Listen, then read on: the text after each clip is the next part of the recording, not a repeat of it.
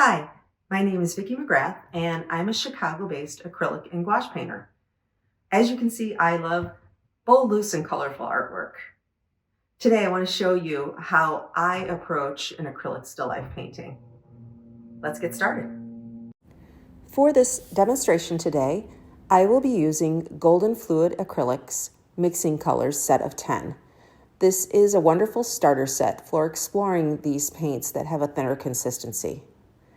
I also will be using the Utrecht Tuscan Synthetic Flat paintbrushes, and I have size 4, 8, and 10. And lastly, the Utrecht Sablette 6 Round paintbrush for all of the little finishing touches. Today I'm painting this tomato trio with a side of green onion, which is a wonderful complementary color palette.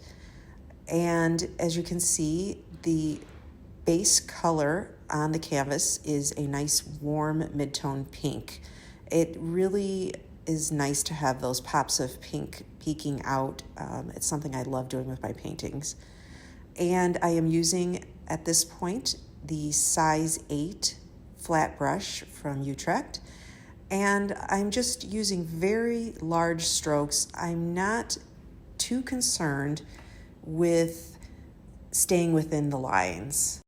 At this point, I'm more concerned with getting the overall large forms and the overall values placed. This helps to keep it really nice and loose, and I just continue to refine some of the values and colors that I see as I am going and painting these tomatoes. The colors that I used on the tomato was the red light and a little bit of the yellow light, and then also a mixture of the red light and the carbon black with a touch of the phthalo green yellow shade for the darker areas. As I make my way into these shadows, you can see there's a lot of red in them. The colors I used were the phthalo blue red shade mixed with some titanium white. I added in some of the quin magenta and even a tiny bit of the yellow just to dull them down just the slightest bit. After I finished the shadows on the tomatoes, I started to go back into the green onions, and I just want to refine them more. I'm still using the same brush through all of this. I'm just changing up the brush strokes. Sometimes I'm using the side of the brush. Sometimes it's the large flat end of the brush. Sometimes it's the corner of the brush. This forces me to really keep all of those shapes larger and looser at this point. And that way I cannot get too tight and too technical. And it just gives that nice loose feeling. And I just continue going through and looking where I see the darker values, where I see the lighter values, and I'm constantly changing up the colors of green. Sometimes I'll use the green that is available in the pack, but other times I'm using some of the phthalo blue mixed with the yellow medium. Sometimes it's the phthalo blue, the yellow medium, and a little bit of carbon black in there. And then, of course, I'm always adding in a touch of the red light to keep the greens looking a little bit more natural. And then I am just working in a little shadow around the green onions. And that shadow is not going to be as red, of course, because the color from the green onion is reflecting down on that. Now I am working on the foreground, and I am using a combination of titanium white with the 3 primary colors of red, yellow, and blue. This happens to be one of my favorite parts of a painting, where I am cutting in to the still life, and I am creating these negative shapes and just really using loose brush strokes to give some life to that foreground.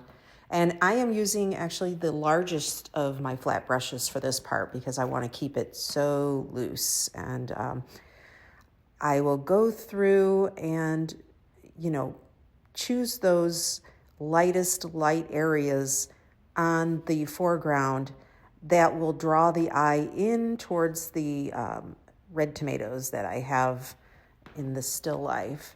And I am keeping in mind all the fun shapes that I see in the shadows and all of the different colors I see in the shadows.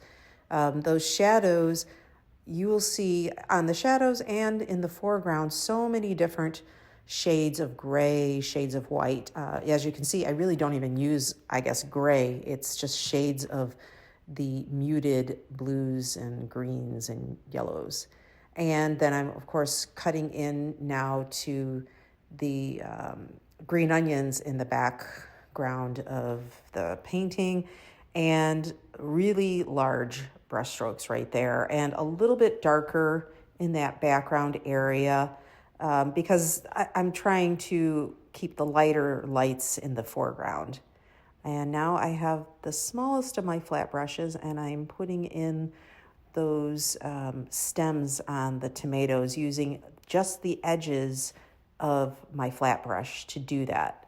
Again, to help keep it nice and loose. And I'm using a really dark mixture of the blue, yellow, and a little bit of red in there to give me really dark greens.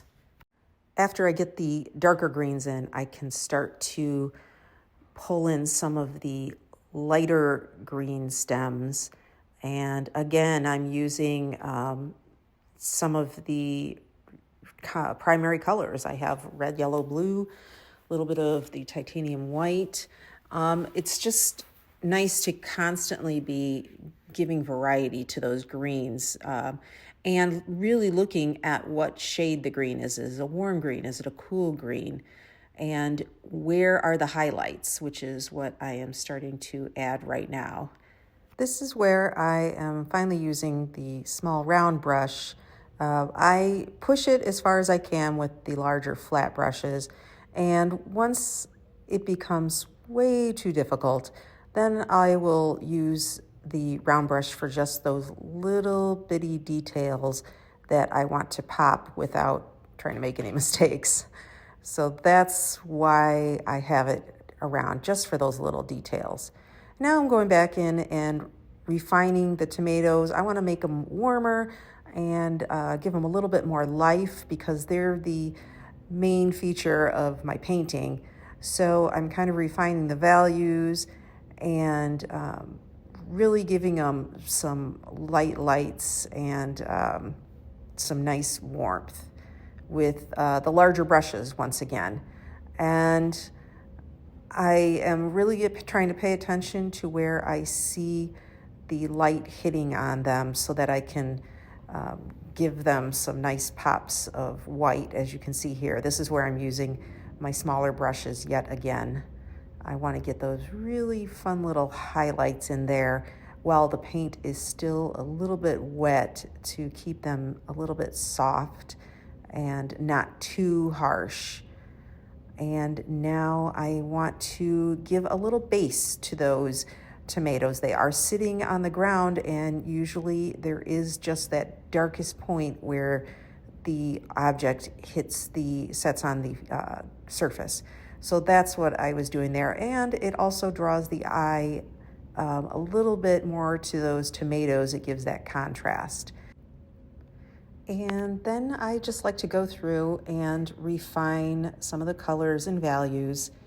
And this is that part where you just need to know when to stop without going overboard.